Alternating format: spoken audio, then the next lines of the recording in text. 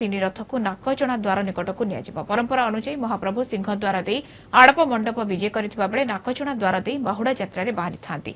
सकाळ धूप पर रथ को आज्ञामाल विजे तीन रथ को नाकचणा द्वार निकट को टणाଯିବ।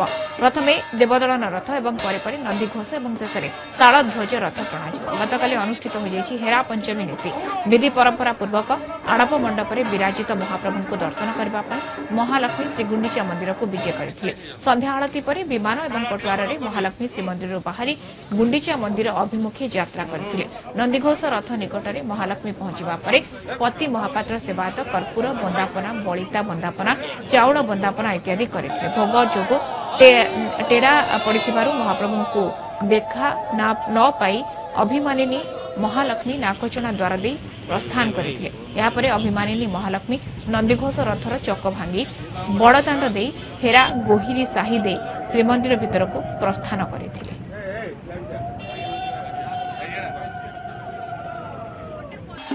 जगन्नाथ महाप्रभुंकर रुक्मिणी हरण एकादशी दिन रुक्मिणी रूपरे महालक्ष्मी रुक्मिणी रूपरे एवं कृष्णचंद्र रूपरे महाप्रभु कृष्णचंद्र रूपरे विवाह उत्थापन होता है। विवाह पर महाप्रभु गुआली बुली थांती। गुआली ठीक 2 दिन पर स्नान यात्रा अनुष्ठित होता है।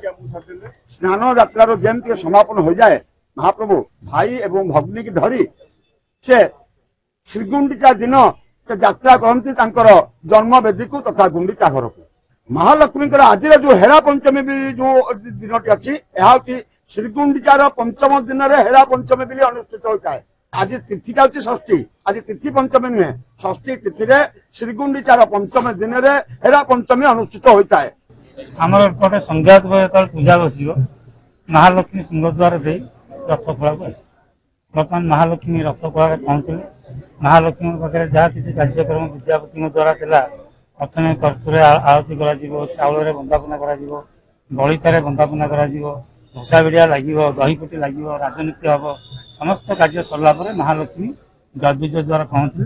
जयविजय द्वारा पाखे पहुंचला विद्यापति महाप्रभु पाखे लगी जो चुंबन अधर हारटी जो सकाଳେ दौली अधर हारटी विद्यापति आनी जो महालक्ष्मी को लगे बर्तमान दरजा बंद हो जाती। महाप्रभु बर्तमान खाई बस महालक्ष्मी बर्तमान यही आनंद बजार से बर्तमान हेरा कर